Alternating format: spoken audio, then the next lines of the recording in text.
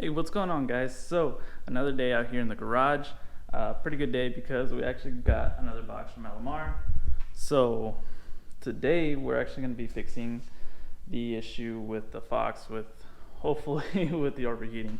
So, I found out that I guess that coupler was not good, and also we found out that the fan wire was chafed, so it caused us to keep blowing fuses for the fans. So, hopefully with these parts we're gonna have everything fixed. So let's go ahead and open these up. Alright,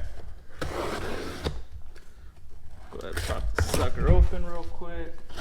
Let's see what we got.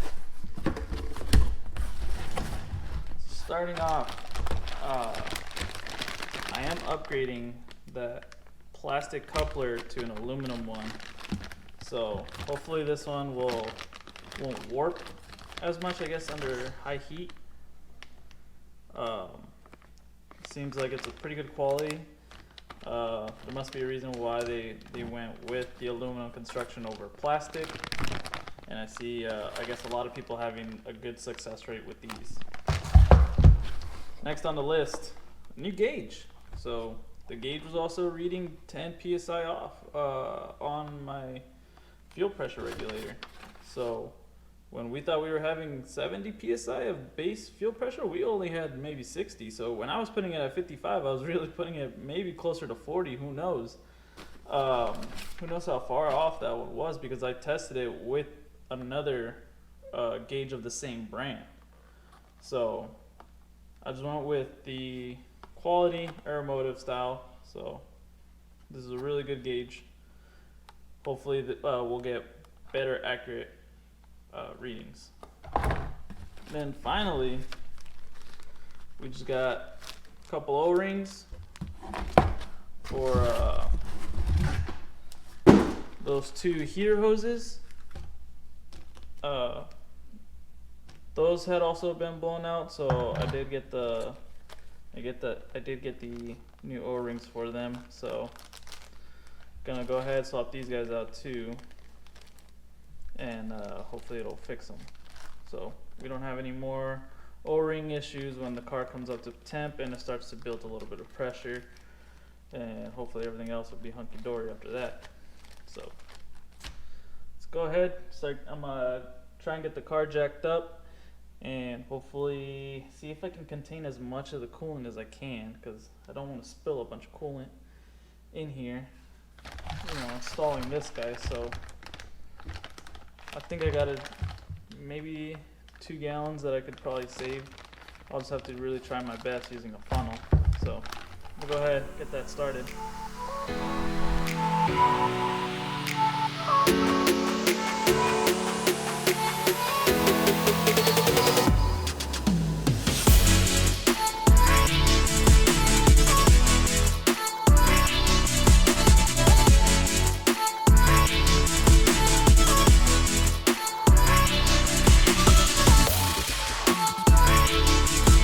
Okay, so after drained about a coolant out of the system, I'm gonna go ahead and start removing pretty much everything that's in the way. So I'm gonna have to pop all of these 3 clamps off, pop this hose off, pop those 2 little clips off, take the cold air off. I'm gonna have to start removing all this. I did leave my jug down there just in case if a lot more coolant flows into the radiator, I can just drain a little bit more of it out. But I'm gonna try and do this the best way possible without making a huge mess. So, wish me luck.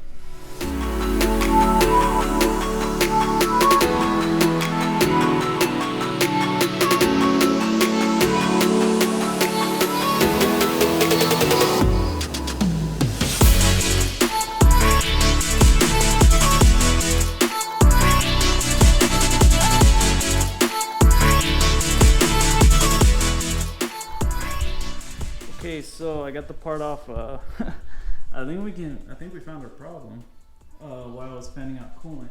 So I always thought it was actually the seal from here that was fanning the coolant while it would kind of like spray in this general location. But judging by where that crack is, I think this is actually where our coolant leak was coming from. So let's set this up next to the new piece so you guys can see the difference. For any of you guys that are doing like coyote swaps or maybe road racing, you know, you may want to actually look into this piece. And the funny part is that, so here's the part number. It's a Dorman piece. You know, Dorman's usually pretty good quality, but there's 626541. This piece is actually $10 less than this one, and there you can see the differences. So the difference is mainly right here. So this hose is the same. You know, it comes with a brand new clamp, which is nice. So you get a new spring clamp for this one that could possibly be worn out.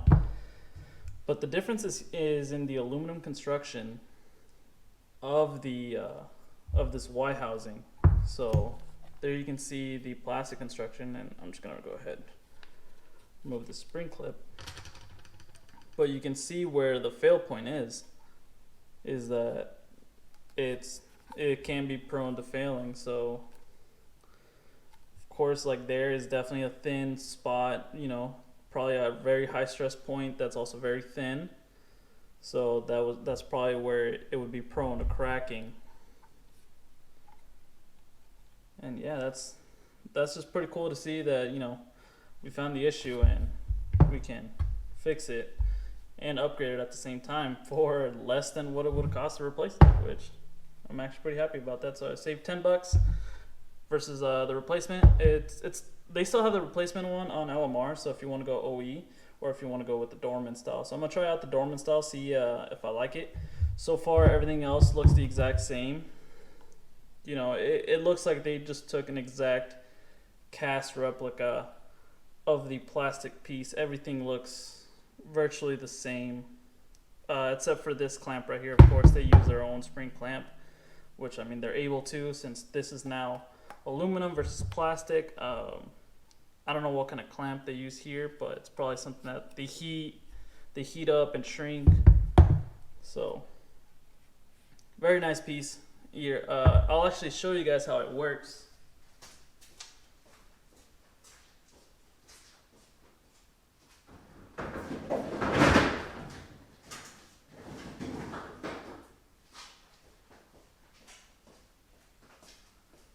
So because I'm a hoarder, I actually keep spare hoses. You know, anytime like of these consumable items, I like to keep a spare. So here you can see, so on the OE pieces, they'll have a O-ring on the inside. And how you do put it on is you just line it up and you just clip it in, and then it's pretty much sealed. So with the pressure, it will actually seal up in there, and there's no moving it whatsoever unless it cracks. Then of course you're gonna have an area where coolant can get out.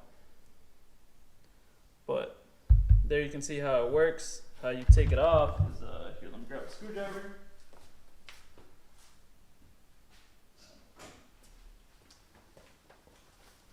How you remove these is you find back here there's a little raised tab. You just lift up on it, lock the tab on its unlock position, and just slide it out. Super easy, way easier than these. Overall, it's a pretty nice design. It's just, it does have its weak points. I mean, these would be a lot stronger if they're aluminum, but nonetheless, for OE spec, you know, they work.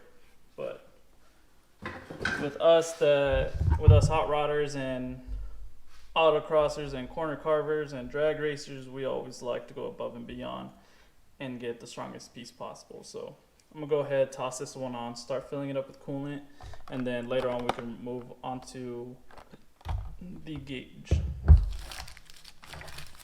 So I'll see you guys in a bit. Okay, so I got the new piece installed. There you can see it looks a lot better. So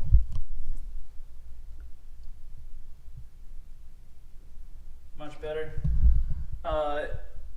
It is a little bit stiffer, so if you can actually get these two pieces on, like outside of the car, it'll be a lot easier to assemble. But like here, it did require I remove my VMP throttle body adapter that's actually a nice piece to adapt your Gen 1 throttle body to a 350 intake. So, you know, just because this piece isn't really as flexible. So what I actually ended up doing was I just gave it a couple love taps with a rubber mallet. Don't hit it hard, just a couple little like taps, and you'll see when the spring clips on. Once it's clipped, you don't have to hit it anymore. Just, you know, just give it a little bit of persuasion. That's all you really need. So just be careful with it. You don't want to break anything. So now we can actually go ahead and pretty much reassemble everything back together. So that's what I'm going to do next. And this clamp, just making sure it's not on the very edge, which I may have to readjust, which is going to suck. So hopefully she's sealed. I do not want to have another issue there, but hopefully this solves our issue with overheating. So I'm gonna go ahead. Let me just button all this up, and we can move on to the next piece that we're gonna fix on this car.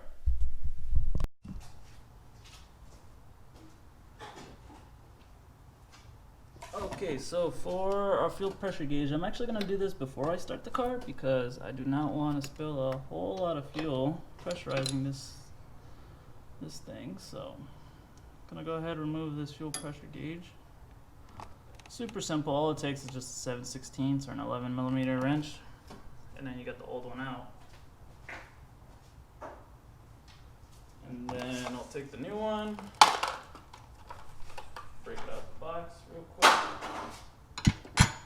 Now, before you actually put it on, you do want to make sure you grab a little bit of thread tape or some thread sealant, and just really cut those threads. You don't want fuel bypassing them and getting all over your sweet engine bay, because nobody likes having gasoline sprayed all over their sweet engine bay, especially not when they're in the middle of enjoying their car, either on the highway, on a mountain road, or even at the track.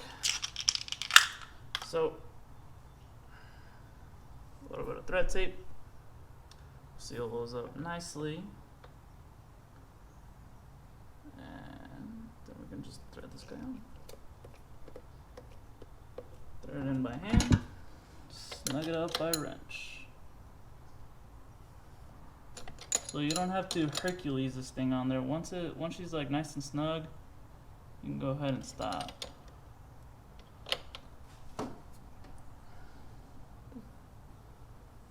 See, like right now it's pretty snug, so all I'm gonna do is just clock it to about there, just so it makes it easy to read, and she's all done. So we can go over here, make sure she's in neutral.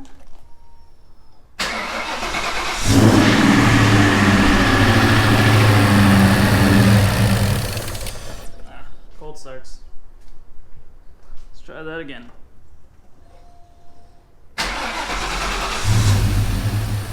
Oh, actually, it helps if you plug in your master airflow sensor. There we go. Plug that guy in. All right. Third time's a charm.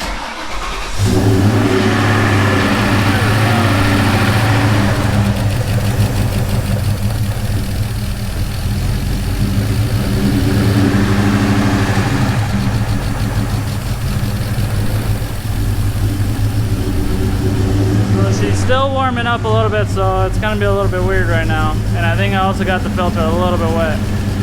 So everything sounds pretty good. So there you can actually see that our fuel pressure, if I remove this guy, it's set a little high. But before I actually had it set at 70. So I'm actually going to see what's going on with this car, so I think I may have a plug loose, which I think I know exactly which plug it is. Yeah.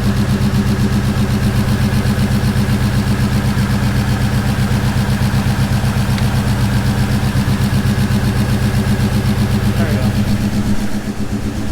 The throttle throttle body wasn't hooked up. So let's restart this guy.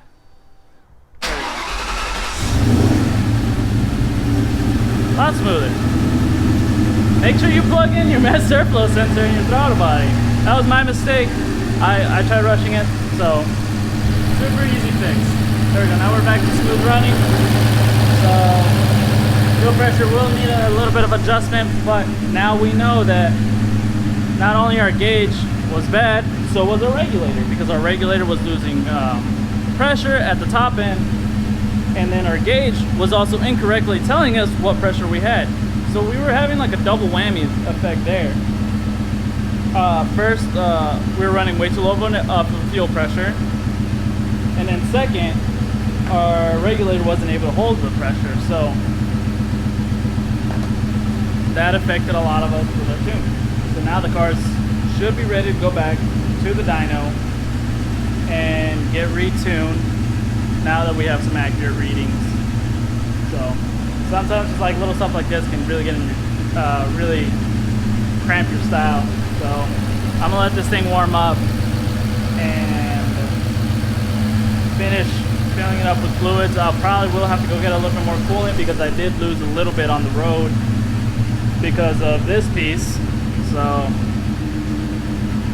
the engine seems to still be pretty healthy. It's just that this was just not allowing it to build any pressure, causing it to overheat and all that good stuff. So I'm gonna keep monitoring the engine, make sure everything's good, keep driving it, and keep topping out the fluids until they're nice and set, and make sure that the overall health of the car is still good. So with that, I'll catch you guys later. Glad we got this car fixed and we got all our issues resolved. So hopefully, fingers crossed, we won't have any more track day mishaps. So every day that we drive this car, it'll get just a little bit more refined. So catch you guys later. Go out to your garage, build something. If you like what you see, you know, either just hit the like button or even consider subscribing. I'd really appreciate it if you did. Thank you.